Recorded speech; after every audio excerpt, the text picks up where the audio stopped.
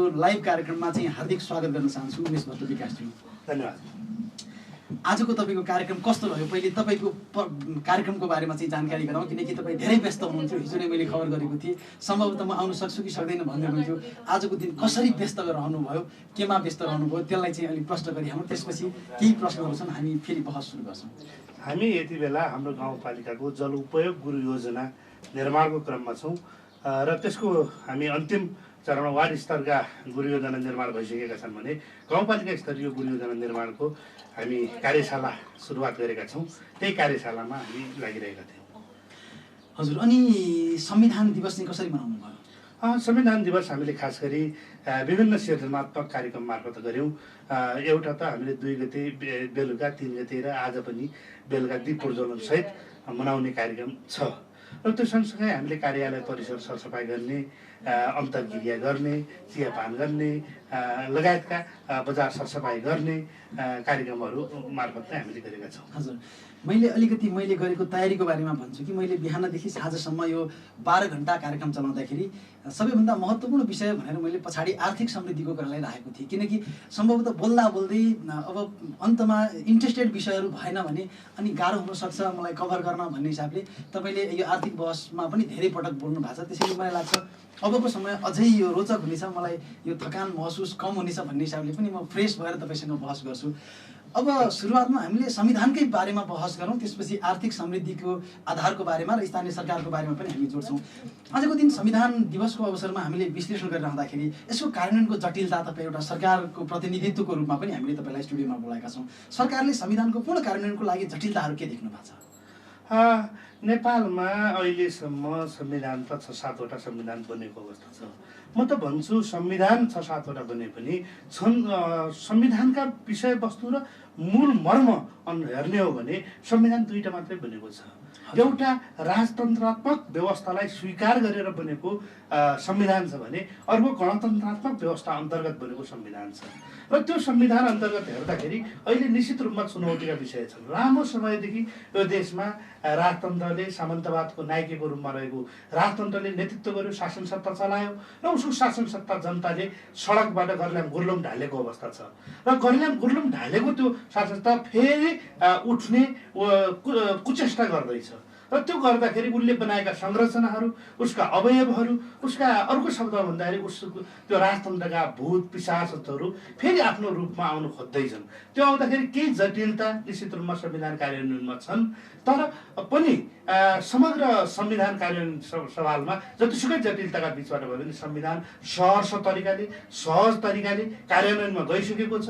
संविधान संस्थागत भइसकेको छ। नेपाली जनताले अपनत्व महसुस गरेर संविधानका हरेक गतिविधिमा सहभागी भइसकेको अवस्था भएको हुनाले संविधानमा त्यति जटिलता छैन। निश्चित रूपमा केही चुनौती चाहिँ जरुर छन्। हजुर, यो अहिले धेरै आम सञ्चार माध्यमले र राजनीतिक विश्लेषकहरूले वा अन्तर्राष्ट्रिय जगतले पनि यो संविधान त झन्डै 90% मतदान गरेर अहिले हेर्दाखेरि यो विश्वको नमुना नै हो भनेर चाहिँ भनिरहेका छन् र 47 को संविधानमा पनि गजब छ संविधान त भनेर चाहिँ भन्थे। तर तपाईँहरूले 52 सालमा चाहिँ विद्रोह गर्नुभयो, त्यही संविधान चाहिँ यो राम्रो भएन भनेर। तर अहिलेको संविधान चाहिँ के कारणले उत्कृष्ट जस्तो यहाँलाई लाग्छ? पहिलो कुरो त यो संविधान जनताका प्रतिनिधिले बनाएको संविधान हो।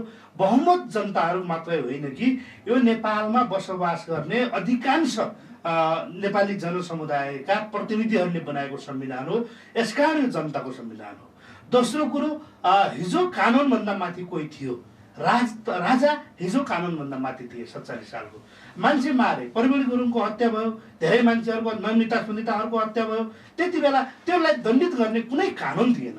तर आज कानुनभन्दा, नेपालमा संविधानभन्दा माथि कोही पनि छैन। राष्ट्रपति पनि संविधानको मातहत हुनुहुन्छ र यो देशको सबैभन्दा ठुलो राष्ट्र प्रमुख यो देशको संविधानको मातहत भइसकेपछि अरू कोही पनि संविधानको मातहत होइन।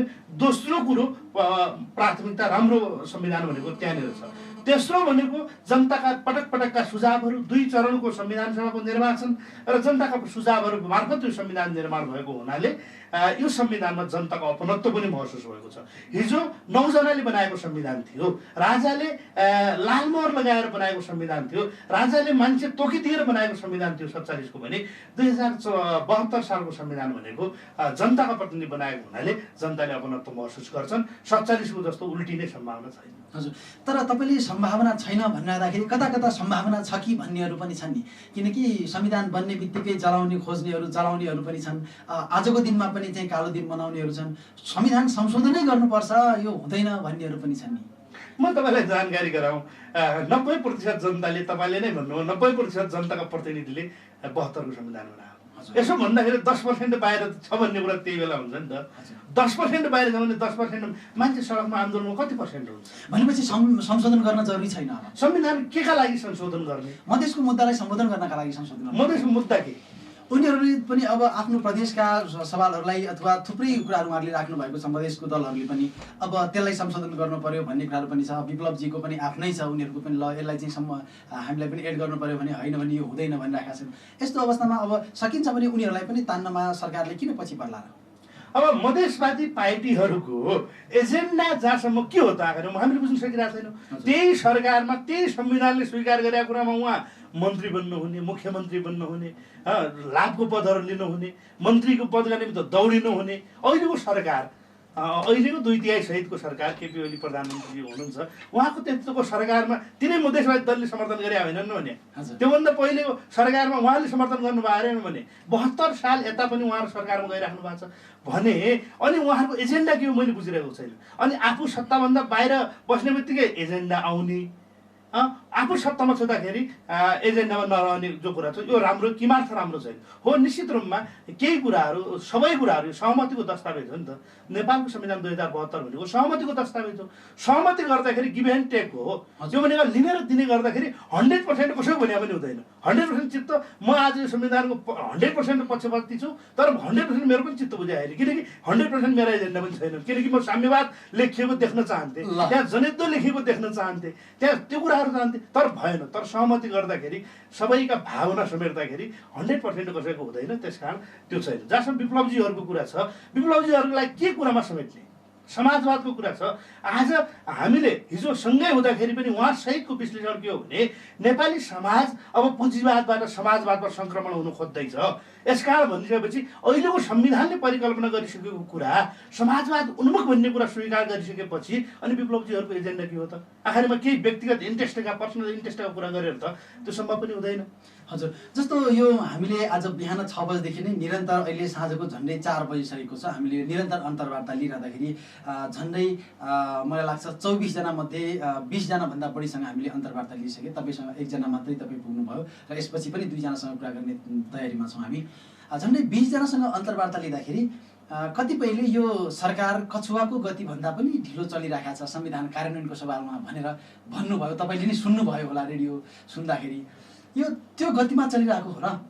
अब यो सरकार भन्ने कुरा के हुन्छ भने कतिपय रिजल्ट कति समयपछि हेर्ने, अनि मकै आज छर्ने अनि भोलि मकैको बाली खोजेर भयो, धान आज रोप्ने भोलि नै त्यसको अन्न बाली खोजेर हुन्छ, त्यो सम्भव छैन हो। निश्चित रूपमा 6 महिनाभित्र जनताले धेरै अपेक्षा गरेका छन् हो। निश्चित रूपमा यो 20-25 वर्ष खास गरी यो पञ्चायतको अन्त्य सँगसँगै नेपालमा सरकारको अस्थिरता भयो। लामो समयसम्म 5 वर्ष सरकार सञ्चालनको एउटा उदाहरण छैन। यो बिचबाट अहिले जसरी 2/3 बहुमत सहितको नेकपाको सरकार बनेको छ, यसबाट जनताले असङ्ख्य अपेक्षा गरेका छन्, अनेकौँ अपेक्षा गरेका छन्। त्यो अपेक्षाहरू यस्ता छन्, कतिपय अपेक्षाहरू त्यसको लागि वर्षौँ लाग्ने अवस्था छन्, तर जनताले अहिले खोजेको छ। त्यसकारण मलाई के लाग्छ भने हिजोको जो अनिश्चितता, अकर्मण्यता, हिजो शासन सत्तामा बसेका मान्छेहरूले, त्यो नेतृत्व गरेका मान्छेहरूले सही ढङ्गले नचलाएका कारणले, उहाँले सञ्चालन गरेको व्यथितिका कारणले आज रिजल्ट आइरहेको छैन। त्यो व्यथितिलाई थितिमा ल्याउनुको लागि केही निश्चित रूपमा समय लाग्छ। हिजो ट्र्याकभन्दा बाहिर राज्य जान खोजिरहेको थियो, जनताको अपेक्षा अनुसार चलेको थिएन। त्यो कुरा सबै कुरालाई व्यवस्थापन गरेर सत्तामा ल्याउनुको निमित्त केही कुरा निश्चित रूपमा व्यवस्थापनका कुराहरू छन्। तर सरकार निश्चित रूपमा आफ्नो गतिमा गइरहेको छ। मलाई लाग्छ आज हेरौँ सरकारले आर्थिक वृद्धि दर एउटा ढङ्गबाट हिजोको निरन्तरता कायम गर्दै केही हदसम्म भए पनि बढाइरहेको छ। नेप्से परिसूचक आज बढ्दो क्रममा छ, कहिलेकाहीँ घटे तापनि अधिकांश समय बढ्दो क्रममा छ। आज सेयर बजारमा राम्रो छ, अर्थतन्त्र नेपालमा सुदृढ हुँदै गइरहेको अवस्था छ। राजस्व पनि हिजो रित्तो थियो ढुकुटी, आज राजस्व बढ्दै जाने अवस्थामा पुगेको छ। आज कमसेकम आज हामी हेरिरहेका छौँ यो सङ्क्रमणकाल छ। हिजो राजनीतिक सङ्क्रमणकालको अन्त्य भएको छ, प्रशासनिक सङ्क्रमणकालको अन्त्य भइसकेको छैन। त्यो अब प्रदेशले के गर्ने, सङ्घले के गर्ने, स्थानीय तहले के गर्ने भन्ने कुरा संविधानमा त लेखियो। त्यो कुराहरूको निमित्त संरचना बन्न जरुरी छ। आज 12, 13, 14 महिना हामी निर्वाचित भएको भइसकेको छ, समग्र कर्मचारी हामी कहाँ पठाइसकेको अवस्था छैन, प्रदेशका कतिपय काम गर्ने संरचनाहरू छैनन्। यो कारणले पनि कतिपय कुरा जस्तो हिजो के हुन्थ्यो भने सानो काम पनि सङ्घबाट हुन्थ्यो, त्यो सङ्घको बजेट भाषण भएको 1-1.5 महिनाभित्रै हाम्रो हातमा आइपुग्थ्यो। आज प्रदेशमा निर्णय भएका छन्, त्यो कार्यान्वयन गर्ने निकाय छैन। कार्यान्वयन गर्ने निकाय नभएको कारणले के भइदिएको छ भने काम हो कि होइन भन्ने जनतामा अन्यलता छ। प्रदेशका संरचनाहरू बने, सङ्घले पनि आफ्ना जो हटाउनु पर्ने संरचनाहरू त्यो हटायो भने मलाई लाग्छ जनतामा अहिलेको जुन निराशा छ एकैचोटि आशामा परिणत हुन्छ। जुन यो समृद्ध नेपाल र सुखी नेपाली भन्ने स्लोगन सरकारले दिएको छ, यो यसको आधारहरू देख्नु भएको छ? समृद्ध नेपाल बन्ने र सुखी नेपाल कसरी बन्छ र यसको आधारहरू के हो? त्यो नबनाइकन त सुखै छैन। समृद्ध नेपाल नबनाइकन सुखी नेपाली पनि हुन सक्दैन। जो पारस्परिक अन्तर सम्बन्धित कुराहरू छन्। अब जहाँसम्म के आधार हो भन्दाखेरि पहिलो आधार त स्थिरता हो। स्थिर सरकार जब यो देशमा बनेको छ, पहिलो आधार समृद्धिको, त्योभन्दा ठुलो आधार के? यो सरकार पनि स्थिर रहन्छ भन्नेमा कतिको आशावादी हुन्छ? 100%। त्यसमा त कुनै शङ्का गर्ने ठाउँ नै छैन। किनकि आज हामीले देखिरहेका छौँ सर्वसम्मत रूपमा सरकार बनेको छ। पार्टीभित्र पनि कुनै त्यस्तो खालको कुराहरू छैन, बाहिर पनि छैन। कोही यदि यो सरकारका विरुद्धमा जान्छ भने त्यो जनताका नजरमा नाङ्गेझार भएर जान्छ। तर पनि यो हेर्दाखेरि त पछाडि जुन सेड्युल मिलाउँछन् नि, जस्तो कार्यकर्ता सेटिङ गर्दाखेरि, नेताहरूलाई व्यवस्थापन गर्दाखेरि त उच्च चुनौती देखिन्छ नि। चुनौती त छ, चुनौतीकै बिचबाट आविष्कार हुने हो। कुनै नयाँ कुराको उत्पत्ति गर्नु छ भने चुनौती ल्याउनै पर्छ। चुनौती मोलिए खोला तर्नु छ भने खोलामा खुट्टा राख्न जोखिम मोल्न सकिएन भने खोला तर्न सकिँदैन। बाढी आएको खोलामा पौडिन हिम्मत गर्यो भने मात्रै तर्न सकिन्छ, होइन? अप्ठ्यारो बाटोमा ड्राइभिङ गर्न हिम्मत गर्यो मात्रै त्यो पार गर्न सकिन्छ। सगरमाथा चढ्न अप्ठ्यारो निश्चित रूपमा छ, तर सम्भव त छ नि। हजुर, यो सरकारले दिगो विकास लक्ष्य प्राप्तिका लागि चाहिँ कसरी जान जरुरी देख्नुहुन्छ यहाँले? हो, निश्चित रूपमा यो सरकारले संविधानले परिकल्पना गरेको कुराहरू छ। सहकार्य, सहअस्तित्व र समन्वयका कुराहरू छन्। 3वटै तहका सरकारहरू, 761वटै सरकार छ हाम्रो देशमा। यो सबै सरकारहरूको बिचमा समन्वय गरेर जान सक्यौँ। आफ्ना कार्यक्षेत्रहरूको विषयमा स्पष्ट हुने तरिकाबाट गयौँ। सबैले एउटा जिम्मेवारी बोधका साथ गयौँ, जनताप्रति उत्तरदायित्व बोधका साथ जाने कुराहरू गर्न सक्यौँ भने निश्चित रूपमा समृद्धि सम्भव छ। अब अर्को प्रसङ्ग के देखिन्छ भने स्थानीय तह, प्रदेश र सङ्घलाई चाहिँ स्वायत्त भन्ने छ, चाहिँ संविधानमै छ। तपाईँहरू स्वायत्त हुनुहुन्छ अथवा के छ गाह्रो सञ्चालनका लागि, स्थानीय सरकार सञ्चालनका लागि? सरकार आफैमा स्वायत्त हो। हजुर, सरकार कसैको मातहतमा हुँदैन। हजुर, है, यो संरचना मातहत हुन्छ, निकाय मातहत हुन्छ। हामी त तह हो, स्थानीय तह भने स्पष्ट कुरा लेखेको छ। त्यसकारण यसमा मलाई लाग्छ कसैको अधीनस्थ भन्ने होइन। तर पनि कर्मचारी त नेपाल सरकारले अथवा केन्द्रकै उसमा हेर्नुपर्ने देखिएको छ नि त। अहिले कर्मचारी व्यवस्थापनका कुराहरू, नियुक्तिका कुराहरू लगायत अब अस्थायी रूपमा त यहाँहरूले नियुक्ति गर्नुहुन्छ होला, तर पनि जुन सरकारी कर्मचारीहरू हुनुहुन्छ नेपाल सरकारका अथवा कार्यकारी प्रमुख लगायतका अन्य, यो सबै गाउँपालिकाको समस्या भावनाले पनि म तपाईँले चाहिँ यसलाई प्रश्न पार्न खोज्दैछु कि यो त अलिकति जिगज्याग जस्तो देखिएको छ। हो, यसो हो। स्थानीय 761वटा देश बन्या होइन नि, 761वटा सरकार बन्या हो। यसको मतलब यसको अहिले हामी सरकार हौँ छुट्टै हौँ भन्दाखेरि मतलब हाम्रो कसैसँग सम्बन्ध हुँदैन भन्ने कुरा हुन्छ र भने? त्यसो हो भने 753वटा स्थानीय तहहरू छन्। उहाँहरूको बाहेक जमिन कुन प्रदेशको छ? 7वटा प्रदेशसँग कहाँ छ जमिन? 753वटा स्थानीय तहहरूको जमिन छुट्याइदिने हो भने 7वटा प्रदेशको कहाँ छ? सङ्घीय सरकारको जमिन कहाँ छ? कहीँ छैन नि। यही जमिनभित्र 753 भित्र 7 प्रदेश पनि छ, त्यही 7 प्रदेशभित्र सङ्घ पनि छ। यसकारण अन्तर सम्मिलित सधैँ भइरहन्छ। 1 नम्बर 2 स्थानीय तहहरू हिजो सङ्क्रमण, मैले अघि पनि भने राजनीतिक सङ्क्रमणकालको अन्त्य भएको छ, प्रशासनिक सङ्क्रमणकालको अन्त्य भइसकेको छैन। कर्मचारी व्यवस्थापनमा सरकार लागिरहेछ। हिजो अस्ति भर्खरै हामीले गाउँपालिका राष्ट्रिय महासङ्घको मिटिङ बस्यौँ, त्यो मिटिङमा पनि हामीले छलफल गऱ्यौँ र आज हेऱ्यौँ। हामीले हेर्दाखेरि आज देशव्यापी रूपमा हेर्दाखेरि 7 नम्बर प्रदेशमा सबै गाउँपालिकाहरूमा लेखापालको व्यवस्था भइसकेको छ। हिजो लेखाको मान्छे थिएन भन्ने कुरा थियो। आज 3टा गाउँपालिका बाहेक सबै ठाउँमा प्रशासकीय अधिकृतको व्यवस्था भइसकेको छ। 34वटा ठाउँमा आज बैंक गइसकेको अवस्था छ। यी सबै कुराहरू व्यवस्थापन हुने प्रक्रियामा जो छ, यो कुराहरू भनेको बिस्तारै भइरहेछ भन्ने कुरा। ओभरसियर प्राविधिक कर्मचारीको समस्या थियो। प्राविधिक कर्मचारीको 2टा ढङ्गबाट, एउटा त ओभरसियरहरूको अस्ति भर्खरै पोस्टिङ गरिरहेछ सङ्घीय मामिला सरकारले, अर्कोतिर के गरिरहेछ भने हामी स्वयं पनि कर्मचारी भर्ना गर्नेतिर गइरहेछौँ। त्यसकारण अब सङ्घले कर्मचारीहरू कति राख्ने उसले क्लियर गर्दैछ। उसको संरचना पास भइसकेको छ। सङ्घीय सरकारको संरचना पास भइसकेको छ। प्रादेशिक सरकारको कर्मचारीको संरचना कति रहने भन्ने पास भइसकेको छ। अब स्थानीय तहहरूको संरचना पास हुने क्रममा छ। त्यो पास हुने बित्तिकै अनि हल हुन्छ। यो नेपालको संविधानले सामाजिक वा सांस्कृतिक दृष्टिकोणले पिछडिएको वर्ग समुदाय र यस क्षेत्रका लागि पनि जुन विशेष व्यवस्था चाहिँ कार्यान्वयन हुन पर्ने हो त्यो चाहिँ हुन सकेन भनेर कतिपयले चाहिँ अहिले टीका टिप्पणी पनि गरिरहेका छन्। यसलाई चाहिँ कसरी कार्यान्वयन गर्न सकिन्छ होला? पछाडि परेको वर्गलाई चाहिँ मूलधारमा ल्याउनको लागि हुन त अहिले यो संविधानले पनि समावेशीकरणको अभ्यास त गरिरहेका छन्, तर पनि तुलनात्मक रूपमा हुन सकिरहेका छैन। अब संविधानले कतिपय कानुनी बाध्यता बनाइदिएको छ पछाडि परेको मान्छेलाई ल्याउनु। जस्तो लोकसेवामा त्यो समावेशी कोटा निर्धारण गरिएको छ। समावेशी कोटा मार्फत त्यो कुराहरू आइरहेको छ होइन। समावेशी कोटाहरू त्यो मार्फत मान्छेहरू पछाडि परेको समुदायबाट प्रतिनिधित्व भइरहेको छ। आज राज्य सरकार सञ्चालनमा पनि स्थानीय तहमा आज 40% एउटा लैङ्गिक हिसाबले पछाडि परेको महिला हो। महिलाहरूलाई 40% महिलाहरू स्थानीय तहमा अनिवार्य सहभागी छ। 35% प्रदेशमा अनिवार्य छ। 33% सङ्घमा अनिवार्य गरिदिएको छ। अनि त्यसै गरी दलितहरूको प्रतिनिधित्व पनि अनिवार्य गरिदिएको छ। 13% दलितहरूको प्रतिनिधित्व हुने गरी खालको संरचना कानुनी बनाइदिएको छ। त्यसै गरी मधेसीहरूको प्रतिनिधित्वको कुराहरू, त्यसै गरी पिछडिएका भूगोलबाट प्रतिनिधित्व गर्ने कुराहरू, यावत कुराहरू जाति क्षेत्र लिङ्ग समुदायका मान्छेहरूको प्रतिनिधित्व सुनिश्चित हुने खालका कानुनी संरचना बन्या हुनाले त्यो पछाडि पर्छ भन्ने मलाई लाग्दैन। यो समाजवाद उन्मुख राज्य निर्माण गर्नेछौँ भन्ने हिसाबले चाहिँ अहिलेको पार्टीले चाहिँ लबिङ गरेको देखिन्छ। के समाजवाद उन्मुख राज्य निर्माण गर्नका लागि संविधान सभा गठन भएको हो जस्तो लाग्छ, अथवा के आजको नेपालमा चाहिँ नेपाल र भावी सन्ततिका लागि समाजवाद उन्मुख संविधान चाहेका छन् जनताहरूले? यो समाजवाद उन्मुख भन्ने कुरा पार्टीले लबिङ गरेका कुरा होइन। नेपालको संविधान 2072 को प्रस्तावनामा नै अबको नेपाली शासन कस्तो हुनेछ, नेपाली समाज कस्तो हुनेछ भन्दाखेरि समाजवाद उन्मुख हुनेछ। यो संविधानको मूल उद्देश्य के हो त भन्दाखेरि, मूल मर्म कहाँ हो त भन्दाखेरि, यसले समग्रता यसमा संविधान मार्फत हुने गतिविधिले यो देशमा समाजवाद उन्मुख व्यवस्था बन्नेछ भन्ने कुराहरू हो। त्यसकारण यो कुनै पार्टीको एजेन्डा होइन, यो राष्ट्रको एजेन्डा हो, यो राज्यको एजेन्डा हो। यो समाजवाद उन्मुख व्यवस्थाले समृद्धि चाहिँ कसरी आउँछ? के यसलाई अलिक प्रश्न पार्दिनुहोस्, धेरै नागरिकले बुझ्ने गरी भनिदिनुहोस् न। अब एउटा कुरा त समाजवाद भनेको बुझ्न शाब्दिक अर्थमा हेर्दाखेरि पनि त्यो सजिलो छ। समाजवाद, समाज भने समन्यायवाद पनि भन्न सकिन्छ यसलाई। अब दोस्रो कुरो, समाजवादको आधारभूत सिद्धान्त, अब यसको धेरै व्याख्या गर्न सकिन्छ। समाजवाद भने त धेरै ठुलो परिकल्पना गरेको व्यवस्था हो, तर समाजवाद भनेको पुँजीवादको भन्दा एक कदम प्रगतिशील, एक कदम माथिल्लो व्यवस्था हो।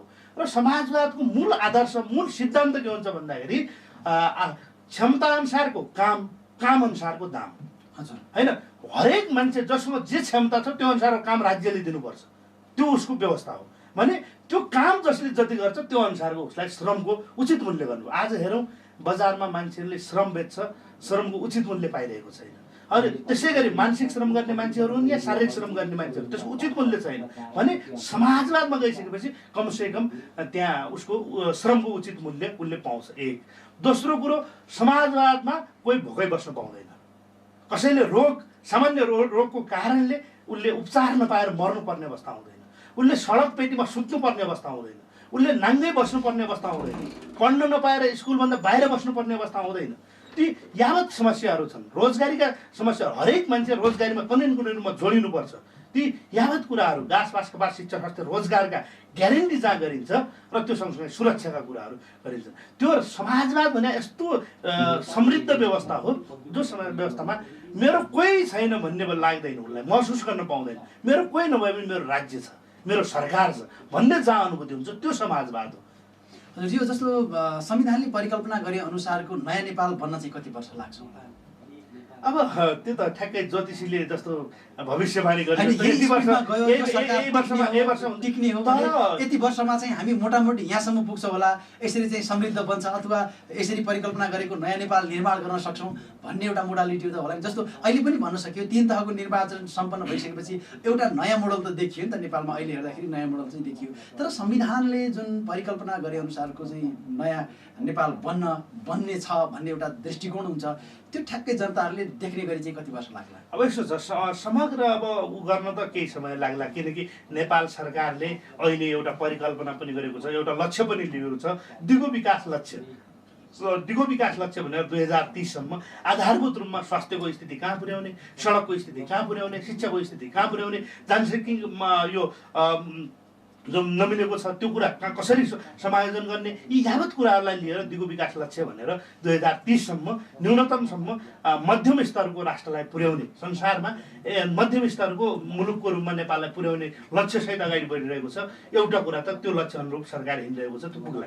दोस्रो कुरो, सरकारले कम्तीमा यो 5 वर्ष कार्यकालमा 5 वर्ष मध्ये झन्डै 6-7 महिना गइसकेको छ।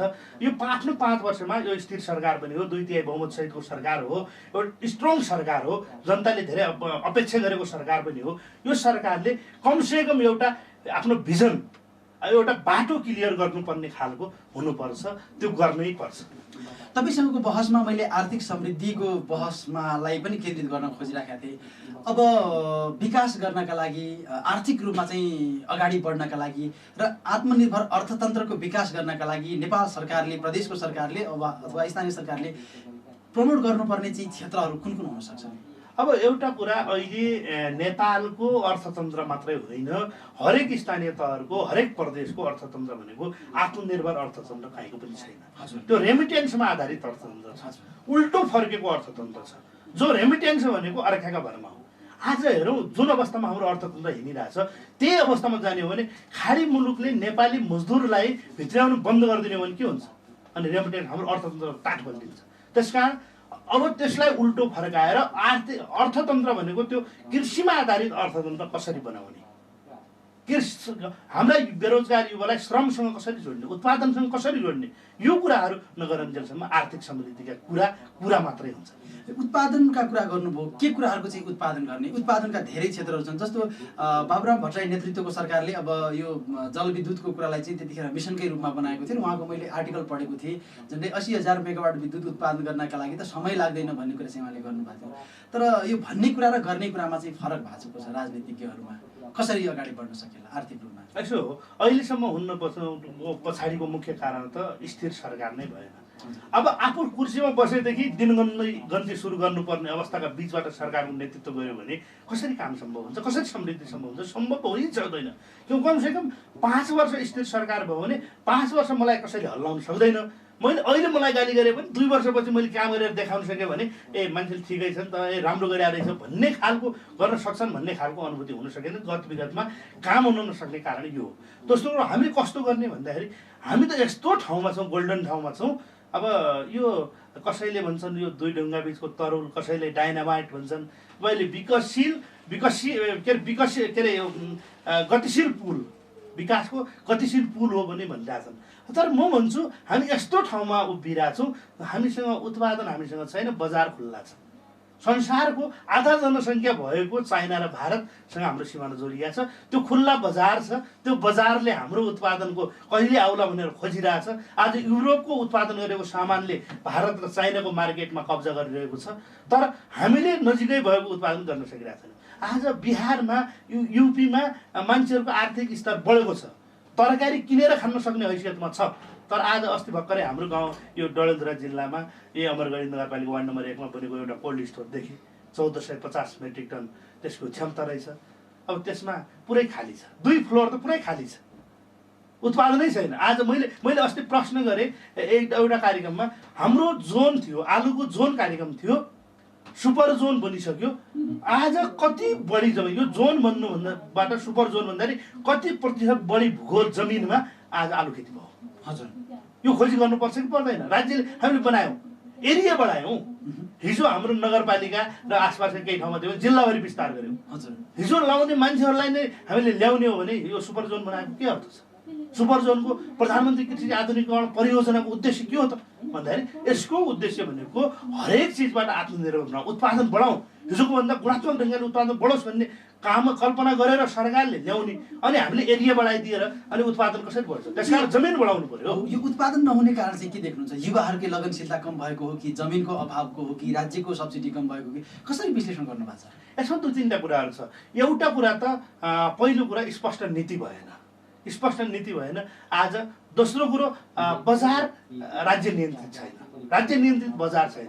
तेस्रो कुरो बजार र किसानका बिचमा दलाल छ, दलाल प्रवृत्ति जो छ त्यो दलाल प्रवृत्तिलाई नियन्त्रण गर्न सरकारले कुनै कुराहरू पनि त्यो अवलम्बन गरेको राज्यले हामी पाउँदैनौँ। चौथो कुरो भनेको हाम्रा युवाहरू आज 10 कास पढ्यो भने उसले हलो जोत्दैन, खेतीपातीमा विश्वास गर्दैन, बरु 5,000 2,000 3,000मा जागिर खान जान्छ, तर ऊ कृषि गर्न तयार हुँदैन। श्रमप्रति सम्मान गर्ने खालको त्यो खालको संरचना बानी व्याताण त्यो बनिएको छैन। जबसम्म त्यो बन्ने वातावरण बन्न सक्यो भने निश्चित रूपमा उत्पादन हुन्छ।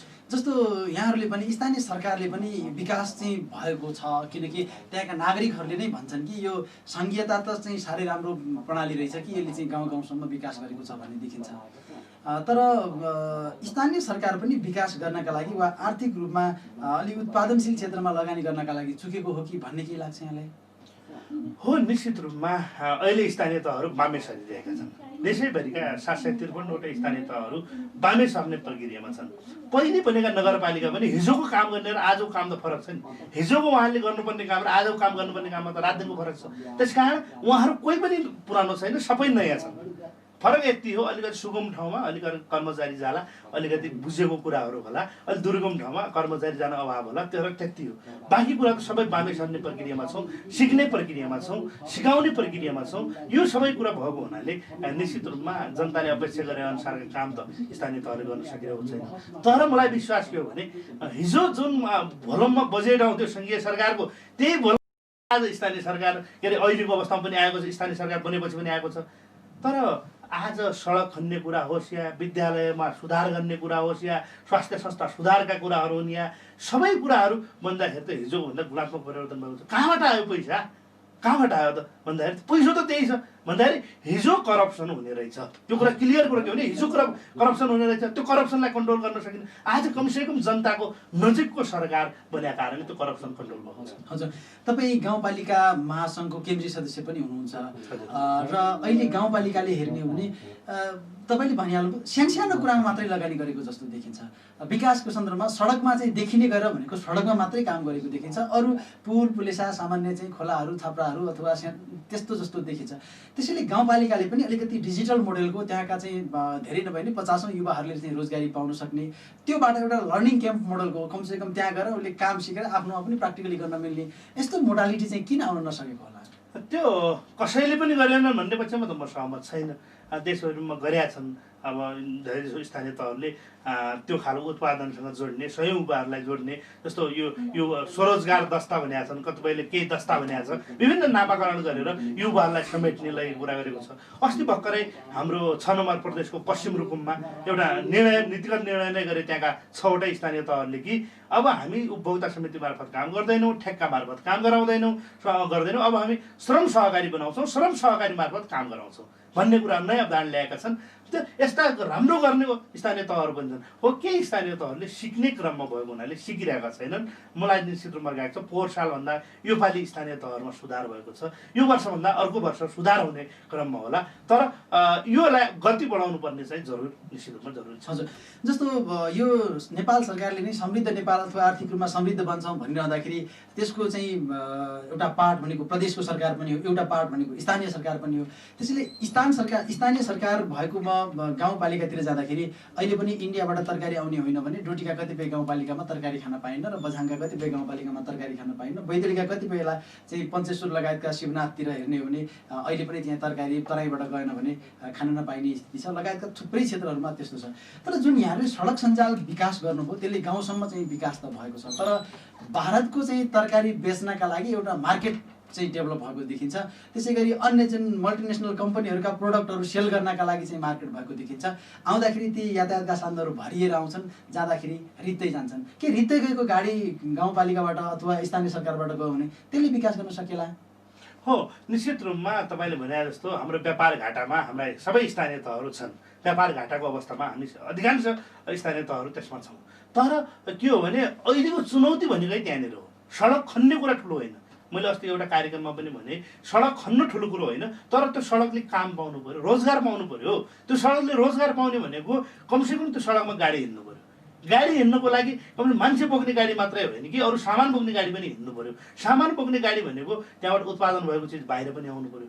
त्यहाँ इन हुने कुरा भनेको पनि के हो भने मान्छेको पर क्यापिटा इन्कम बढ्नु पनि हो। त्यसकारण यो कुराहरू नगरुन्जेलसम्म सम्भव छैन। तर यसको स्थानीय तहले 1 वर्ष पहिले गरेको रिजल्ट अहिले निस्किँदैन, 2-4 वर्ष लाग्छ। किनकि आज हामीले कागतीको बोर्ड लगायौँ, ओखरको बोर्ड लगायौँ भने 4-5 वर्ष त फल दिन लाग्छ नि। 4-5 वर्ष नभइकन त त्यसले उत्पादन दिँदैन। त्यसै गरी हो तरकारीको कुरा, तत्काल रिजल्ट दिने भने तरकारी हो। तरकारी खेतीले बाट निश्चित रूपमा रिजल्ट फिडब्याक तुरन्तै आउँछ, 2-4 महिनाभित्रै आउँछ। तर फलफुल खेती गर्ने ठाउँमा त केही समय लाग्न सक्छ। त्यसकारण अब तरकारी हुने ठाउँमा तरकारी गरौँ, फलफुल हुने ठाउँमा फलफुल गरौँ। र अर्को कुरो व्यापारको कुरा कहाँनिर पनि हुन्छ भन्दाखेरि कहिले आउँछ, कहिले के होइदेला भने हाम्रो डडेलधुराको बजारमा इन्डियाको मात्रै उत्पादन आउन सक्छ। हामी इन्डिया कुनै चिजमा आत्मनिर्भर भएको चिज पनि आउन सक्छ। किनकि हामीसँग स्टोरेज गर्ने सामान त्यो व्यवस्था भएन भने हामीले तत्काल उत्पादन गरेर बजारमा बेच्दियौँ, अनि त्यति बेला हाम्रो सामानले बजार कब्जा गरे हुन्छ। अनि हामीसँग नभए बेला अर्कोले उत्पादन गर्छ भने हाम्रो बजार उसले कब्जा गर्छ। समग्रतामा हामीले कति उत्पादन गर्यौँ, कति बेच्यौँ, यो क्यालकुलेट निकाल्ने हामी कुराहरू नै हुन्छ। यो तपाईँले भनेकोमा ठ्याक्कै जस्तो तरकारी इन्डियाबाट आएको केरा यहाँ 15 रुपियाँ दर्जन पनि बिक्री हुने, तर यहाँको उत्पादन भएको 50मा पनि चाहिँ यो सस्तो भयो भन्ने। त्यसैले यो प्रोडक्ट चाहिँ जुन कस्ट ब्यालेन्स हुन्छ अथवा कतिमा हामीले चाहिँ उत्पादन गरेर चाहिँ निर्यात गऱ्यौँ भन्ने हुन्छ, यसको बारेमा पनि उपभोक्ताहरू अथवा उत्पादन गर्नेहरूको एउटा चेतनाको अवस्था पनि कमजोर भएको देखिन्छ कि उनीहरू व्यावसायिकतातर्फ उन्मुख बन्न सकिरहेका छैनन्। युवाहरू व्यावसायिक युवाहरू बन्न सकिरहेका छैनन्, व्यावसायिक किसान बन्न सकिरहेका छैनन्।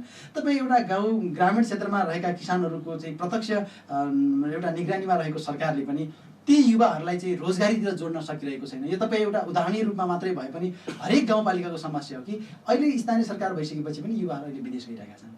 अब यातायातको साधन अथवा डोजरले सडक खनिरहेको छ भनेर आम सञ्चार माध्यममा आउँछ, ल डोजरले काम नगर्ने युवाहरूलाई काम गराउने भनेपछि त्यहाँ युवाहरू आइरहेका छैनन् काम गर्नको लागि। भनेको जटिलता त बुझाइको समस्या पनि देखियो नि। हो, निश्चित रूपमा मैले अघि पनि भने श्रममा सम्मान गर्ने कुरो नै छैन। विदेश गएर त्यही श्रम बेच्छौँ त्यो ठिक छ, तर आफ्नै गाउँठाउँमा श्रम बेच्दाखेरि मान्छे त्यो हेल्प बाहिरी समाजको पनि हेर्ने दृष्टिकोण सम्मान गर्न सिकौँ न। श्रम गर्ने मान्छे राम्रो गऱ्यो भने हाम्रो त के भयो भने श्रम गर्ने मान्छेलाई हेला गर्ने खालको संस्कारको विकास भएको छ। त्यो संस्कार चेन्ज गर्न जरुरी छ। त्यो हामीले त्यो चेन्ज गर्न सकेनौँ भने मान्छे न युवा श्रमप्रति आकर्षित हुन्छ, न हाम्रो उत्पादन बढ्छ, न हामी आफ्नो आर्थिक समृद्धि हुन्छ, न हाम्रो अर्थतन्त्रमा कुनै सुधार हुन्छ। त्यसकारण हामीले समग्रतामा युवाहरूलाई श्रमतिर फर्काउनुको लागि श्रमलाई सम्मान गर्ने खालको वातावरण राज्यबाट पनि बनाउनुपर्छ। दोस्रो कुरो त तपाईँ उत्पादनको यहाँ नेपालको उत्पादन महँगो हुने, बाहिरको उत्पादन सस्तो हुने भन्ने कुरो गर्नुभयो। यस पछाडि मलाई के लाग्छ, 2-3 कुराहरू छ। हाम्रो के भइरहेको छ भने अपरेटिङ कस्टमा धेरै गइरहेछ। कुनै पनि उत्पादनको अपरेटिङ, प्याकिङ, मार्केटिङमा जाने जो भइरहेको छ त्यसमा कस्ट अलि बढी खर्च भएको कारणले हाम्रो अलिकति लागत बढाएको छ। एक दोस्रो कुरो, हामी उत्पादन सानो परिणाममा उत्पादन गरिरहेछौँ, उनीहरू मेट्रिक टनमा गरिरहेछन्, हामी किलोमा गरिरहेछौँ। अनि किलोमा गर्दाखेरि अपरेटिङ कस्ट निश्चित रूपमा बढी आउँछ। त्यो भयो हुनाले निश्चित रूपमा मैले अस्ति हाम्रो यहाँ कोल्ड स्टोरहरूलाई सोधेँ, 1450 मेट्रिक टन त्यसको क्षमता थियो। 5 तले त्यो थियो, 2 तला पुरै खाली थियो, 1 तला आधा थियो, अनि 2 तलामा मात्रै सामान छ। अनि 2 तलामा अनि त्यसको जो स्ट्रक्चर बनेको छ त्यसमा चल्नुपर्ने जो कुलर पङ्खाहरू छ त्यो बिजुली जति खपत हुनुपर्ने त्यो जम्मै जो 5वटै तलामा माल सामान भएको बराबरको हुन्छ। अनि त्यसमा लागत कस्ट हेर्दाखेरि त महँगो निश्चित रूपमा हुन्छ। मैले एक उदाहरण दिएको कुरा मात्रै हो। यस्तो खालको अपरेटिङ कस्टको कारणले सानो परिणाममा हामीले उत्पादन गरेको कारणले पनि अलिकति महँगो भइरहेको। हजुर, अहिले युवाहरूको मेन समस्या के देखिन्छ भने यो हामीलाई चाहिँ सब्सिडी चाहिन्छ, सब्सिडी सरकारले दिँदैन भन्ने हुन्छ। तर जो व्यावसायिक युवाहरू छन् उनीहरू सब्सिडी नपाइकन पनि काम गरिरहेका छन् र उनीहरूले त्यसलाई एउटा बिजनेसको रूपमा अगाडि बढिरहेको अवस्था देखिन्छ। र अर्को वित्तीय क्षेत्रको समस्या के देखिन्छ भने कलेक्टर भयो भने उसलाई चाहिँ अलिकति विश्वास गर्न सक्ने आधार ब्याङ्कले मान्छ र अहिले ग्रामीण क्षेत्रमा गएका ब्याङ्कहरूले पनि त्यहाँका स्थानीय नागरिकहरूलाई विश्वास गर्न नसकिरहेको अवस्था छ। अब त्यसैले जस्तो कृषि कर्जाका कुराहरू भए, ब्याज अनुदानका कुराहरू भए, यी कुराहरूलाई मात्रै जस्तो राष्ट्र ब्याङ्कले दिएको निर्देशन हरेक ब्याङ्कले मान्ने हो भने त्यसले पनि एउटा कृषि क्षेत्रलाई चाहिँ प्रमोट गर्न सकिने हुन्थ्यो। यसलाई चाहिँ कार्यान्वयन गर्नका लागि पोलिसी लेभलबाट के गर्नु पर्ला? मैले भने नि त नेपालको अर्थतन्त्रमा दलाल प्रवृत्ति हावी छ। त्यो दलाल प्रवृत्तिको अन्त्य नहुन्जेलसम्म त्यो अर्थतन्त्र सुधार हुन सक्दैन। त्यसकारण आज बैंकिङ क्षेत्र हेर्नुहोस्, त्यहाँ पनि त्यही हो। कृषि लोन हो, राष्ट्र ब्याङ्कले राम्रो पोलिसी ल्याएको छ। हरेक बैंकले आफ्नो लगानीको 10% लगानी कृषिमा अनिवार्य सब्सिडी लोनमा देऊ, 50% लोन घटाएर तिम्रो 10% 5%मा देऊ, 6%मा देऊ भनेर भनिरहेको छ। अनिवार्य त्यो कानुन बनाएको छ। लोन लगाएको पनि छन्, तर मान्छेले कृषि लोनका नाउँमा बजारमा पसला ल्याएको छन्। जो बजारका व्यापारी हुन् तिनीलाई कृषि लोन मिल्ने अवस्था बनेको छ। त्यसकारण यो बन्न सकिरहेको छ नि, यो तोड्नु जरुरी छ। एक दोस्रो कुरो, युवाहरू कृषिप्रति आकर्षित जस्तो अनुदान पाएनन् भन्ने कुरा त म के भन्छु भने अनुदान दिनु हुँदैन। अबको विकासको मोडल भनेको अनुदानमुखी बनायौँ भने त्यो भनेको त झन् खत्तम बनाइदिने हो। अनुदान सुन्जेलसम्म काम गर्छ, अनुदान मिलेन भने छोडिदिन्छ, उसले काम गर्दैन। अभियानमुखी बनाउनु पर्छ। अभियानमुखी विकासको बजेट बनाएन भने, सहभागितामूलक विकासको मोडलमा हामी गएनौँ भने हामी समृद्धि गर्न सक्दैनौँ। हजुर, अनि यहाँको गाउँपालिकाले त अब मासुमा चाहिँ अन्डामा र दुधमा चाहिँ आत्मनिर्भरको एउटा अभियानै गर्नु भएको छ। हामीले एउटा चाहिँ कार्यक्रमै सञ्चालन गर्दाखेरि तपाईँको कमिटमेन्ट नै लिएका थियौँ। अहिले त्यो गति चाहिँ कहाँसम्म पुगेको छ र त्यसका लागि चाहिँ के कार्यक्रमहरू सञ्चालन गरिरहनु भएको छ?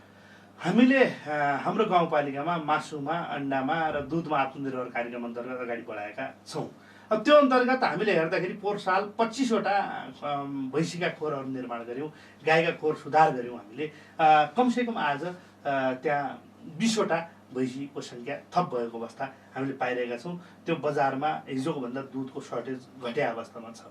दोस्रो कुरो, आज हामीले हिजो स्थानीय स्तरमा व्यापार व्यवसाय गरिरहेका, डेरी व्यवसाय गरिरहेका मान्छेहरू थिए, खुवा उत्पादन गरिरहेका थिए, दुध कलेक्सन गरिरहेका थिए, ती मान्छेहरूलाई पनि हामीले केही सपोर्ट गऱ्यौँ। ती मान्छेले पनि दुधमा प्रमोसन गरिरहेको अवस्था छ। तेस्रो कुरो, हामीले मासुमा उत्पादन अन्तर्गत कुखुरा वितरण गरेका छौँ। कुखुरा व्यवसायहरूसँग सहकारीमा कार्यक्रम गरेका छौँ। बाख्राका हामीले 25वटा एउटा स्रोत केन्द्र बनाउने भनेर कम्तीमा 20वटा बाख्रा, माउ बाख्रा भएको एउटा बनाउँ भन्ने तरिकाबाट हामीले गऱ्यौँ। त्यो हामीले बनाएका छौँ। केही अनुदानका कार्यक्रम पनि हामीले दियौँ। यो मार्फत हामीले गऱ्यौँ। हो, निश्चित रूपमा हाम्रो उत्पादन बढ्ने क्रम छ। त्यसै गरी अन्डा पनि हाम्रो बढिरहेछ। आज बजारमा हाम्रो अन्डा हाम्रो स्थानीय बजारमा गएको अवस्था छ। र यो वर्ष हामीले भनेका छौँ भैँसीमा सुत्केरी भत्ताको कार्यक्रम हामीले राखेका छौँ। सुत्केरी भत्ता भैँसीलाई दिने। दोस्रो कुरो, अब हामी भैँसीको स्रोत केन्द्र बनाउँदैछौँ। 25वटा परिवारको एउटा समूह बनाउने, एउटा क्लस्टर लिने, जहाँ भैँसीको व्यवसाय अहिले पनि गरिरहेको छ, जहाँ सम्भावना पनि छ र बजार नजिक पनि छ। यस्तो समुदाय खोजिरहेका छौँ। त्यहाँ 25वटा एउटा समूह बनाएर ती 25वटालाई चाहिँ हामी के गर्छौँ भने 50% हामीले भैँसी खरिदमा पैसा दिने भनेका छौँ। लैनो भैँसी कसैले ल्याउँछ भने त्यसमा अनुदान दिने भनेको छौँ। त्यसरी दुधमा हामी। हजुर, जस्तो अरू गाउँपालिकाका प्रतिनिधिहरूले पनि यो बहस सुनिरहनु भएको छ। विशेष गरी गाउँपालिकाले आर्थिक विकासका लागि कुन कुन क्षेत्रलाई चाहिँ प्रमोट गर्न जरुरी देख्नुहुन्छ यहाँले? मैले देखेको भने त हाम्रो पेरिफेरीको स्थानीय तहहरूले गर्नुपर्ने काम भनेको कृषि नै हो। कृषिमा हामीले जोड लगाउन सकेनौँ।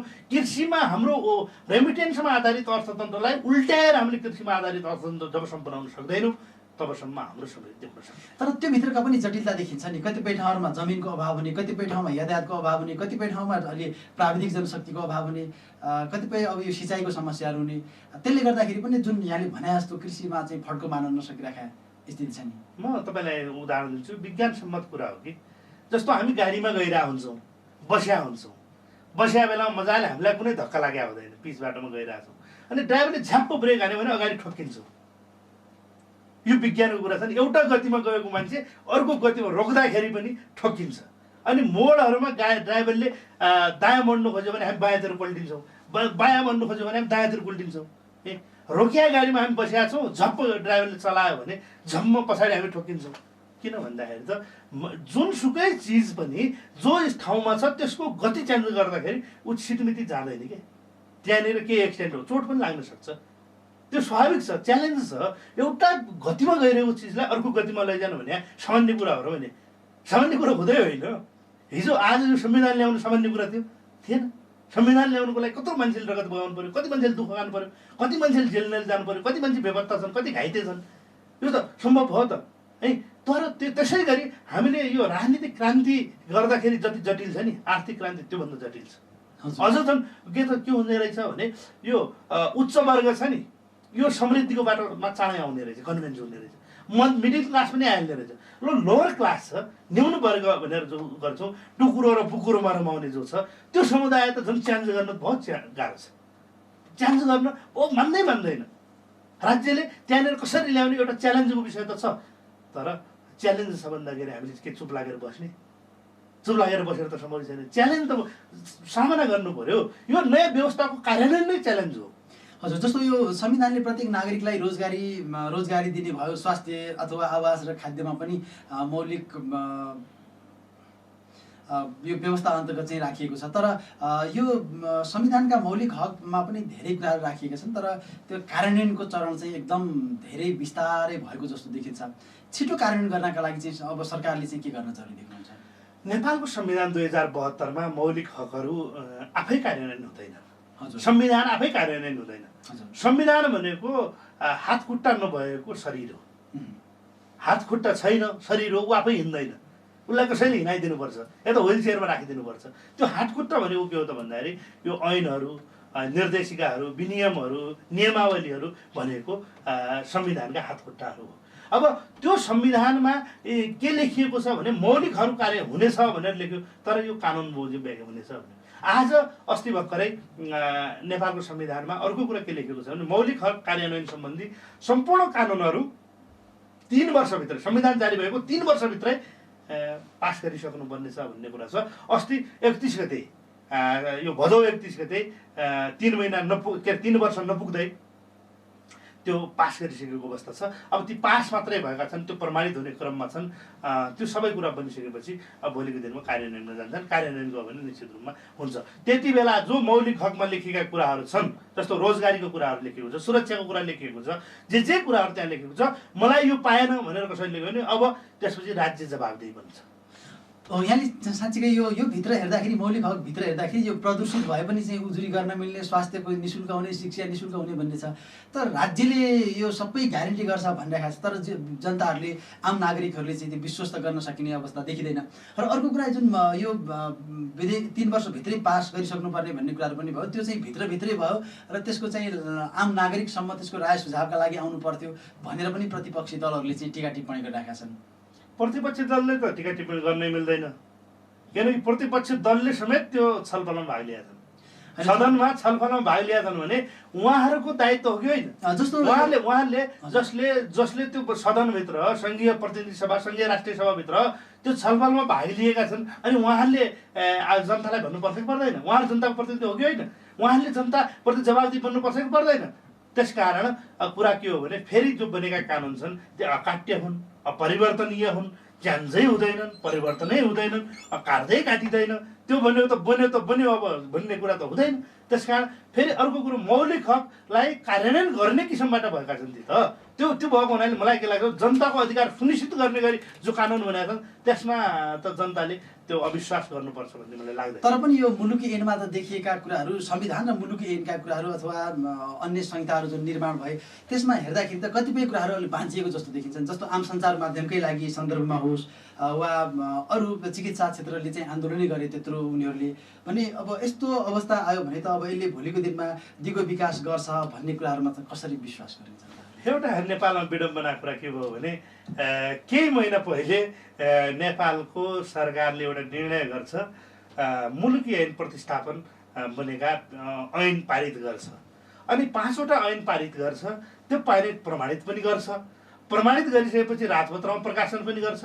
ऐनमै आफू के लेख्छ भन्दाखेरि यो 2075 साल भाउदो 1 गतेदेखि कार्यान्वयन हुनेछ भनेर आफै लेख्छ।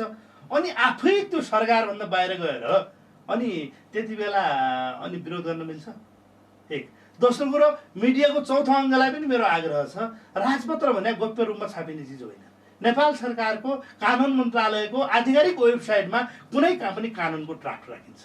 अनि 6-7 महिनासम्म ठिक छ, पत्रकारलाई कति उपा छ कति छैन त्यो अलग च्याप्टर छ, तर ल मार्का पर्यो, ड्राइभरलाई मार्का पर्यो, चिकित्सकलाई मार्का पर्यो, माने पत्रकारलाई मार्का पर्यो, अर्को कुनै समुदायलाई मार्का पर्यो भने अनि 6 महिनासम्म हेर्नु पर्दैन। 6 महिनासम्म त्यो हेरेर हामीलाई यहाँनिर मार्का पर्दै यो के हो भन्ने कुरो खोजी नगर्ने, त्यो कार्यान्वयनमा आउनुभन्दा पहिले हेर्नु पर्दैन। अनि एउटा विडम्बना के हो भने हामी कानुन बन्दाखेरि, कानुन कार्यान्वयनमा आउँदाखेरि, सहमति बनाउँदाखेरि, नीति बनाउँदाखेरि हामी मतलब गर्दैनौँ। जब त्यो कार्यान्वयनमा आउँछ आफ्नै छाती ताक्दाखेरि आउँदाखेरि यो त गलत बनाएर अनि होस आउँछ।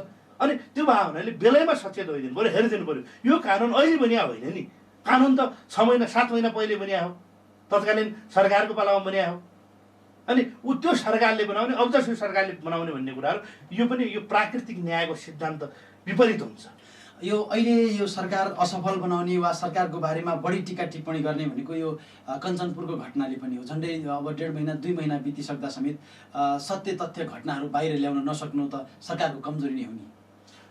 हो, निश्चित रूपमा सरकार चुप लागेर बसेको छ भन्ने मलाई लाग्दैन।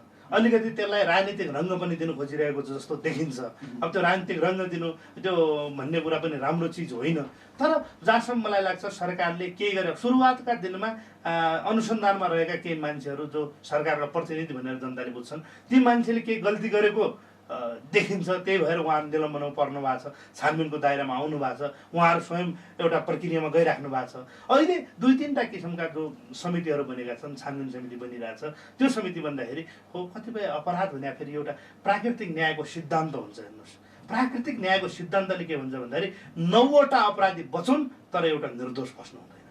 ढिला होस्, देर होस् तर अन्धेर नहोस्। एउटा निर्दोष मान्छे फस्यो, त्यहीँनिर पनि दिलीप बिष्ट यद्यपि उनी मानसिक रूपमा केही समस्या भन्ने कुरा भनिएको छ, उनलाई चरित्रमा धब्बा त लाग्यो नि, त्यो कसैले मेटाउन सक्छ? कसैले सक्दैन नि। त्यसकारण एउटा निर्दोष मान्छेलाई ल्याएर त्यो एकदम समात्ने बित्तिकै पनि उसको इमेजमाथि धक्का पुग्छ, त्यो मेटाउनु बहुत गाह्रो लाग्छ। मान्छेको बुझाइ त टिका टिप्पणी त के हुन्छ भने उसले केही नगरे भए पुलिसले किन लैजान्छ, आशंका लाग्नु केही कुरा बुझ्नका लागि लग्यो भने पनि दोषी यो पनि हो भन्ने खालको बुझाइ जान्छ। त्यसकारण अलिकति समय जटिल प्रकृति भएको छ, जटिलता केसको प्रकृति हेर्दाखेरि पनि अलि जटिल प्रकृतिको केस छ। त्यो भएको हुनाले अनुसन्धानमा केही ढिलाइ जरुर भएको छ। मलाई विश्वास के छ भने जुन गम्भीरताका साथ सरकारले यो केसलाई लिएको छ, यसले चाँडै एउटा सत्य तथ्य बाहिर आउँछ भन्ने मलाई लाग्छ। यो संविधान जारी भएको 3 वर्षमा जनताका न्यूनतम आवश्यकता पुरा गर्ने दिशामा दलको चाहिँ अथवा अब सरकारकै भनौँ न ध्यान केन्द्रित नभएको गुनासोहरू चाहिँ आउँछ होइन। विशेष गरेर राजनीतिक दलहरूले आर्थिक समृद्धि र विकासको सवाललाई किन चाहिँ यसले चाहिँ सहकार्य समन्वय गर्न नसकिएको होला? अहिलेको एजेन्डा के? हरेक राजनीतिक पार्टीले बनाउनु पर्ने एजेन्डा बाहेक आर्थिक समृद्धि बाहेक के छ? दुनियाँको एजेन्डाको रूपमा चाहिँ एजेन्डाको रूपमा अगाडि बढ्यो तर कार्यान्वयनको रूपमा त्यहीमा अहिलेको एजेन्डा भनेको समृद्धि बाहेक विकास बाहेक केही पनि छैन। विकास र समृद्धिको एजेन्डा बाहेक अरू एजेन्डामा त अहिले राजनीति गर्ने ठाउँ नै छैन। के भन्ने अरू के भन्ने ठाउँ नै छैन। त्यसकारण सुशासन, समृद्धि र विकास यो 3टा एजेन्डा बाहेक अरू एजेन्डा अहिले राजनीतिक पार्टीहरूका कुनै पनि राजनीतिक पार्टीको हुन सक्दैन। नम्बर 1।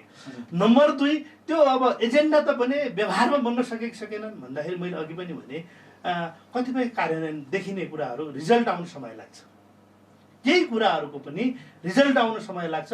यो सरकार अहिले स्थिर सरकार बनेको छ, हिजोको दिन त स्थिर सरकार पनि थिएन, स्थिर सरकार बनेन, 72 संविधान बन्यो, पहिलो चरणमा स्थानीय तहहरू बन्ने प्रक्रियामा सरकार लाग्यो, कतिपय कानुन बनाउने कुरामा सरकार लाग्यो, त्यसपछि गएर स्थानीय तहको निर्वाचन 3 चरणमा गर्नुपर्ने बाध्यता सरकारका अगाडि आइपरे, त्यसपछि प्रदेशको र सङ्घीय संसदको निर्वाचन गर्नुपर्ने, राष्ट्रिय सभाको निर्वाचन गर्नुपर्ने, यी बाध्यताका बिचबाट आएको प्रदेश पुनर्गठन गर्नुपर्ने, प्रदेशमा आज संरचनाहरू बने अवस्था छैन, सङ्घीयता कार्यान्वयन भर्खरै हुँदैछ, बनेको संरचनामा काम गर्न सजिलो हुन्छ। अब तपाईँ एउटा गाउँमा जानुहुन्छ, लामो समयसम्म घर छोड्नु भएको छ, अनि तपाईँले खाना पकाउनु छिटो होला कि एकै दिनमा तपाईँ गएको भान्सामा सबै चिज भयो भने खोल्न समय लाग्छ। दिनदिनै त्यही भान्सामा खाना पकाइराखेको ठाउँमा त खाना तपाईँ चाँडो पकाउनु होला नि। तर कहिले 81 2-4 महिनापछि त्यही भान्सामा जानु हो, सामान त छ, कहाँनिर छ एकछिन सोध्नुपर्छ, राख्या तपाईँले नै हो, फेरि समय त लाग्छ नि। त्यसकारण यो लामो समयदेखिको व्यवस्था परिवर्तन भएको हुनाले व्यवस्थाले स्थिरता लिँदैछ, बिस्तारै आकार लिँदैछ, त्यो स्थिर बन्दैछ, एउटा त्यो के भन्ने स्थायित्व बन्दैछ। यो सबै कुरा भएको हुनाले अलिकति मान्छेले प्रत्यावर्तन गरेका हुन्। अब स्थायित्व बिस्तारै भयो, प्रदेशले आकार लिइसकेको छ, स्थानीयहरूले आकार लिइसकेका छन्। जनताले हिजो जो बुझाए स्थानीय निकाय र स्थानीय तह एउटै हुन्, हिजो गाउँ विकास समिति, जिल्ला विकास समिति र आजका यिनी स्थानीय तह, गाउँपालिका, नगरपालिका एउटै हुन् भन्ने जो बुझाइ थियो, आज बुझाइ परिवर्तन भएको छ।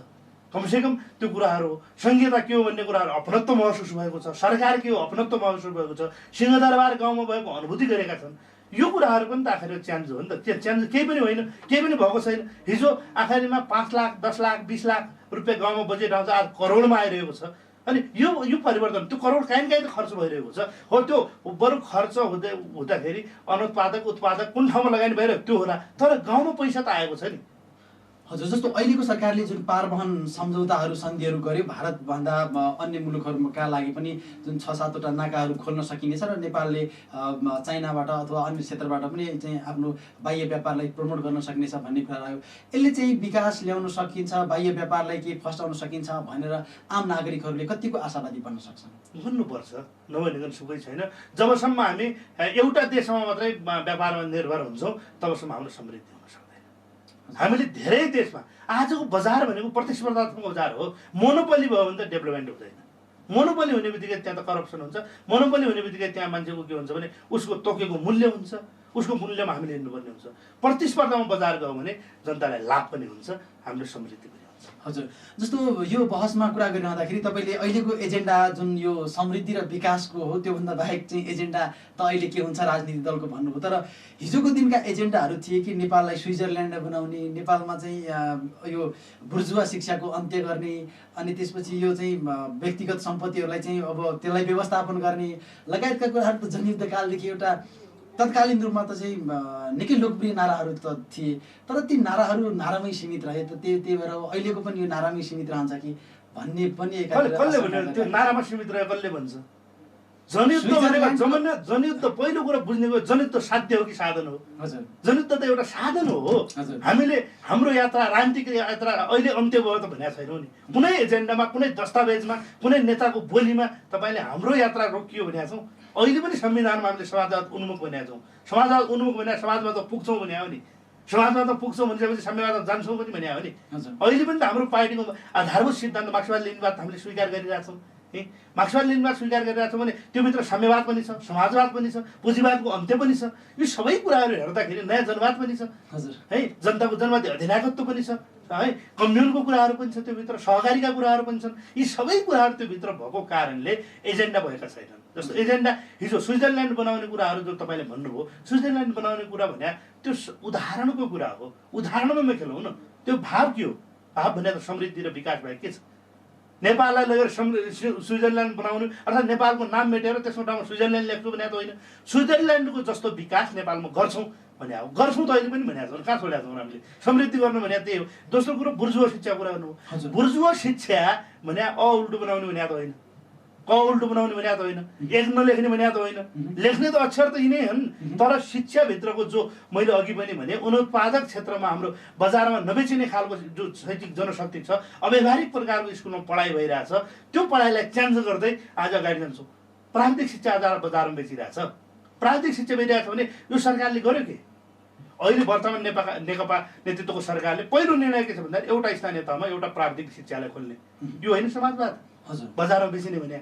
अनि बुर्जुवा शिक्षा भने के? बुर्जुवा शिक्षा भनेको जो बजारमा बेचिँदैन त्यस्तो शिक्षा प्रणाली भनेको बुर्जुवा शिक्षा प्रणाली हो। जो बजारमा बेचिन्छ, व्यावहारिक छ, वैज्ञानिक छ है, त्यो खालको जो मान्छेले चाहेको छ त्यस्तो शिक्षा प्रणाली भनेको वैज्ञानिक शिक्षा प्रणाली हो। वैज्ञानिक शिक्षा प्रणाली भनेको उल्टो लेख्ने कुरो होइन।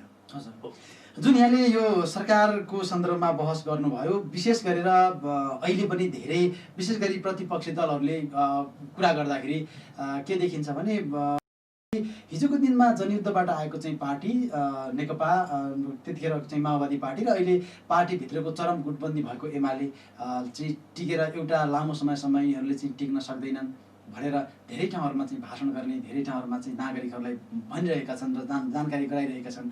अब यसको प्रतिफल स्वरूप भोलिको दिनमा जुन सरकार विघटन हुने स्थिति आयो, पार्टी फेरि अहिले एकता भए पनि भोलि उनीहरूले अलग्गै मान्ने, तपाईँहरूले अलग्गै मान्ने हुने भयो भने त यसको प्रतिफल के आउँछ? त्यही प्रतिपक्षी साथीहरूले जो बोलिरहेका छन् यो टिक्दैनन्, यो फुट्छन् भन्ने कुरा, आत्मरतिको लागि भन्ने कुरा ठिक छ। आफ्ना कार्यकर्ता निराश भइरहेका छन्। त्यो निराशतामा रहेका कार्यकर्तालाई चित्त बुझाउनुको लागि उहाँहरू यो विघटनतिर नजाउन्, आफ्नो सङ्गठन विघटनतिर नजाओस् भन्नुको लागि त्यसो भन्नु जायज। म जस्तो उदाहरण दिन्छु, एउटा पिपलको रुख थियो, त्यो रुखमा कमिलाहरू थिए, हात्ती गइरहेको थियो। हात्ती गएपछि सबै कमिलाहरू थरर काँपे। अनि काँपिसकेपछि एउटा कमिला हात्तीको टाउकोमा फसेछ। अनि के गर्दैछ साथी भनेर रुखमा रहेको कमिलाले सोधेछ। अनि त्यो कमिलाले भन्यो अरे म हात्तीलाई दबाउँदैछु है, दबाउँदैछु, उसको टाउको त मलाई के छ भने म कुनै बेला म यहाँबाट पनि खस्छु भन्ने डरा छ। अनि उसलाई भन्दैछ के भन्दाखेरि म यसलाई दबाउँदैछु है, ठिक गर्छु, यसलाई ठिक गर्छु, त्यस्तै ठिक गर्छु भने जस्तै अब साथीहरूले फुट्छन् भनेर उहाँहरूको मनका लड्डु घिउसँग खान पाइन्छ, किन खान्छौ भनेर भन्न पाइन्छ। त्यति पनि भनेन भने त एजेन्डा के? आजको यो बहसमा लामो समयसम्म हामीले बहस गरेका छौँ। यो सरकार चाहिँ कति वर्षसम्म टिक्ने अनुमान गर्नुभएको छ? 5 वर्ष। 5 वर्षपछि के हुन्छ? 5 वर्षपछि फेरि नेकपाको नेतृत्वको अर्को सरकार बन्छ। त्यसमा नेकपा नै जित्छ भन्ने के छ? जनताप्रति राम्रो काम गर्छौँ, यो सरकारले राम्रो काम गर्छ। स्थानीय तहमा आज अधिकांश बहुमत ठाउँमा स्थानीय नेकपाको सरकार छ। 6वटा प्रदेशमा नेकपाको नेतृत्वको सरकार छ। जनताप्रति जवाबदेही भएर हामी सबै लागिरहेछौँ। स्थानीय तह, प्रदेश र सङ्घ लागिरहेछौँ। जनताप्रति जवाबदेही भएर हामीले काम गऱ्यौँ भने जनताले किन विश्वास गर्दैन?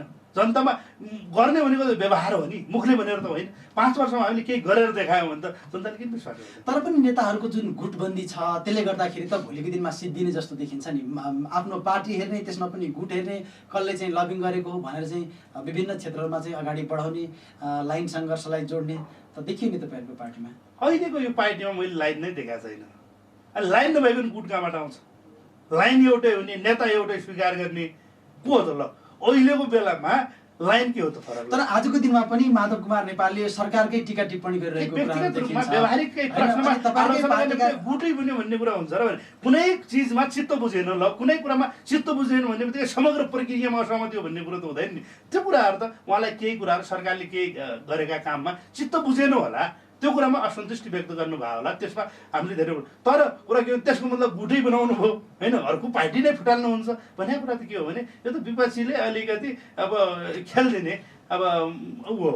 त्यस कारण कुरा के हो भने त्यो मलाई लाग्छ अहिले कुनै न यहाँ गुट छ, न कुनै लाइन छ, न केही पनि छैन। नेतृत्वमा पनि विवाद छैन, न नीतिमा विवाद छ, न नीतिमा विवाद छ, न नेतृत्वमा विवाद छ, न सिस्टममा विवाद छ, न विचारमा विवाद छ, न सङ्गठनमा विवाद छ, न राजनीतिमा विवाद छ। अनि के का लागि गुट? हुन्छ, हामी यो बहसको अन्ततिर पनि आइपुगेका छौँ र संविधान दिवस विशेष कार्यक्रम हामीले निकै लामो समयदेखि सञ्चालन गऱ्यौँ। आज बिहान 6 बजेदेखि साँझको करिब 5 बज्नै लागेको छ र अहिलेसम्म हामीले निरन्तर रूपमा बहस गऱ्यौँ। अन्तमा यो संविधानको दिगो कार्यान्वयनको लागि अथवा संविधानको दिगो विकासका लागि वा त्यसलाई हरेक नागरिकले त्यो अपनत्वको महसुस गर्नका लागि के गर्न जरुरी ठान्नुहुन्छ? पहिलो कुरो त मैले भने जबसम्म हामी श्रमलाई सम्मान गर्ने कुराहरू गर्न सक्दैनौँ, हामी अर्थतन्त्रलाई कृषिमा आधारित अर्थतन्त्र बनाउँदैनौँ, तबसम्म यो देशमा केही पनि हुँदैन। जतिसुकै गफ गरे पनि केही हुँदैन। समृद्धि भन्ने कुरा कहाँबाट आउँछ, कसरी आउँछ? विदेशीको पैसा ल्याएर हामीले समृद्धि गर्ने हो भने हामी आफै नेपालीहरू तयार हुनु पर्यो। त्यसको लागि यो दल त्यो दल भन्ने कुराहरूभन्दा माथि उठेर विकासको दल, समृद्धिको दल, सुशासनको दल, समानताको दल भनेर हामी तरिकाबाट गयौँ भने एउटा कुरा त्यहाँनिर छ। दोस्रो कुरो, अब हामीले एउटा गुरुयोजनासहित सरकारले नेतृत्व गर्ने, सबै जनताले साथ दिने एउटा समृद्धिको अभियान र विकासको अभियानमा अगाडि बढ्यौँ भने मात्रै हामी सम्भव छ। त्यसमा जनताले लाग्न जरुरी छ। हामी लागेनौँ भने कुरा त्यही हो, 5 वर्ष जाला, जनताले विरोध र आरोप प्रत्यारोप, विरोध पक्ष विपक्ष यस्तैमा जाला, तर कुनै रिजल्ट नै निस्किन सक्छ। हुन्छ, विशेष गरेर तपाईँ धेरै व्यस्त हुनुहुन्थ्यो तर पनि हाम्रो यो निमन्त्रणलाई स्वीकार गरेर 12 घन्टासम्म लामो यो बहसमा आफ्नो विचार व्यक्त गर्नका लागि हाम्रो स्टुडियोसम्म पुग्नुभयो। तपाईँलाई म धेरै धेरै धन्यवाद दिन चाहन्छु। यहाँलाई पनि धन्यवाद, हामीलाई हाम्रा विचार सम्प्रेषण गर्ने मौका दिनुभयो। यो संविधान दिवसको यो मनाउने कार्यक्रममा यो एउटा कार्यक्रम अन्तर्गत तपाईँले पनि सहभागी हुने मौका दिनुभयो र हाम्रा समग्रतामा जनतासँग प्रत्यक्ष जोड्ने मौका दिनुभयो। यसको लागि यहाँ लगायत यहाँको मिडियालाई पनि धन्यवाद। हुन्छ, धेरै धेरै धन्यवाद छ।